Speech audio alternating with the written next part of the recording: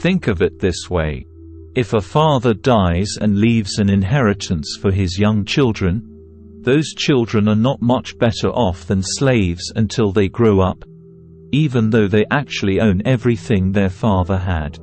They have to obey their guardians until they reach whatever age their father set. And that's the way it was with us before Christ came. We were like children. We were slaves to the basic spiritual principles of this world. But when the right time came, God sent His Son, born of a woman, subject to the law. God sent Him to buy freedom for us who were slaves to the law, so that He could adopt us as His very own children. And because we are His children, God has sent the Spirit of His Son into our hearts, prompting us to call out, "Abba, Father." Now you are no longer a slave but God's own child. And since you are His child, God has made you His heir. Before you Gentiles knew God, you were slaves to so-called gods that do not even exist. So now that you know God, or should I say, now that God knows you, why do you want to go back again and become slaves once more to the weak and useless spiritual principles of this world? You are trying to earn favor with God by observing certain days or months or seasons or years. I fear for you. Perhaps all my hard work with you was for nothing. Dear brothers and sisters, I plead with you to live as I do in freedom from these things, for I have become like you Gentiles, free from those laws. You did not mistreat me when I first preached to you. Surely you remember that I was sick when I first brought you the good news. But even though my condition tempted you to reject me, you did not despise me or turn me away. No, you took me in and cared for me as though I were an angel from God or even Christ Jesus Himself. Where is that joyful and grateful spirit you felt then? I am sure you would have taken out your own eyes and given them to me if it had been possible.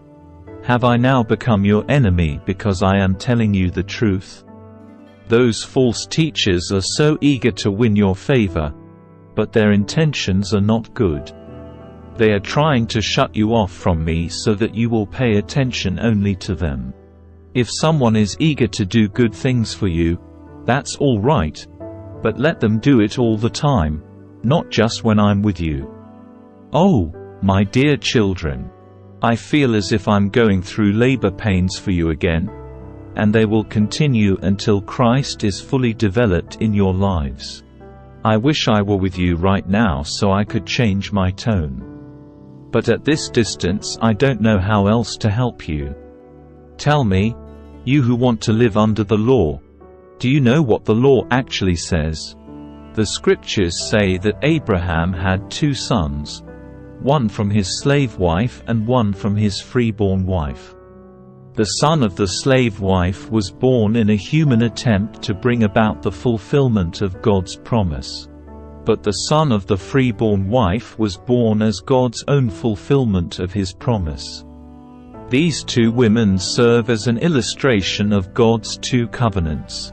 The first woman, Hagar, represents Mount Sinai where people received the law that enslaved them. And now Jerusalem is just like Mount Sinai in Arabia, because she and her children live in slavery to the law. But the other woman, Sarah, represents the heavenly Jerusalem. She is the free woman, and she is our mother.